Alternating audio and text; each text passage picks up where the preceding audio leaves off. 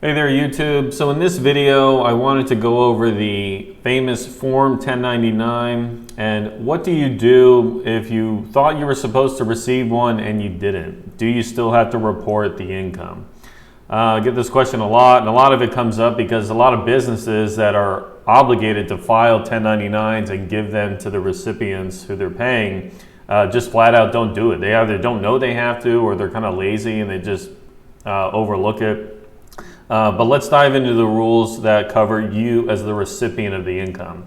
So you're a U.S. taxpayer. What do you have to do? Well, under the code, a U.S. taxpayer, you're obligated to report your gross income from whatever source derived, right? So this is IRC section 61. This is the burden of being a U.S. taxpayer, right? If you earn income from sources within the U.S., abroad, it does not matter. For the most part, you've got to report all of it.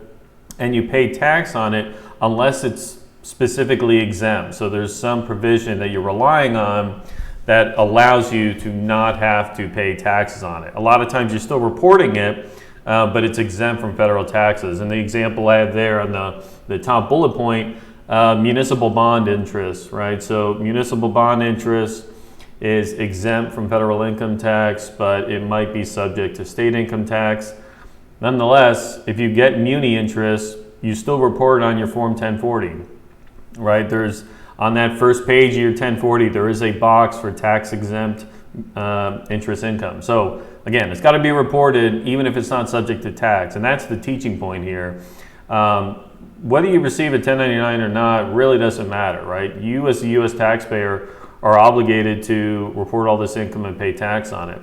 So section 63B provides that as a U.S. individual, your taxable income means your gross income, right? So minus those adjustments to arrive at your AGI, then you're allowed a standard deduction or the itemized deduction, and then deductions for personal exemptions, which have been repealed in the last few years. So you don't get a personal exemption deduction anymore. And then the new one is the section 199A deduction. So that provision is outlined in section 63B, and you'll notice how there's no caveat here, nor is there one in the treasury regs that says yeah, you don't have to report it if you didn't get a 1099. That's not in there. You're not going to see that anywhere in the tax code, the regs, IRS revenue rulings or publications. Nowhere in there does it say, oh, if you didn't get a 1099 because somebody forgot to give it to you, you don't have to report it.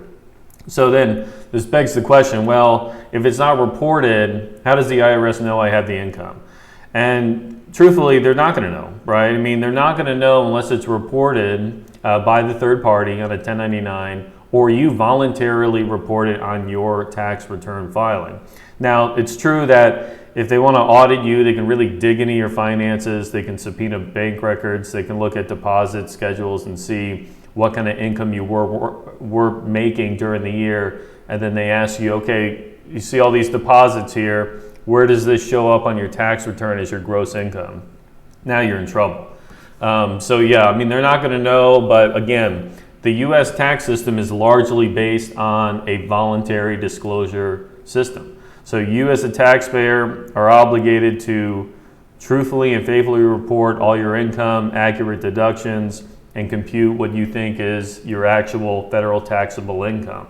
And then of course, at the bottom of the tax return, in most filings, they've got that perjury statement, right? So under penalty of perjury, when you sign that tax return, whether you sign it, mail it, or you hit the button on the e-file and send that off electronically, you're declaring that you've reviewed everything, you've disclosed all your income, you haven't taken deductions you weren't legally allowed to take, and that's the end of it. And so of course, if you sign a return knowing that you didn't report income, it's tax fraud, right? I mean, you just committed perjury. So don't find yourself in that position. If you know you're earning income from some source and the payor just forgot to give you a 1099, or they just said that they weren't going to file them, that does not excuse you from your obligation to report the income and pay the tax.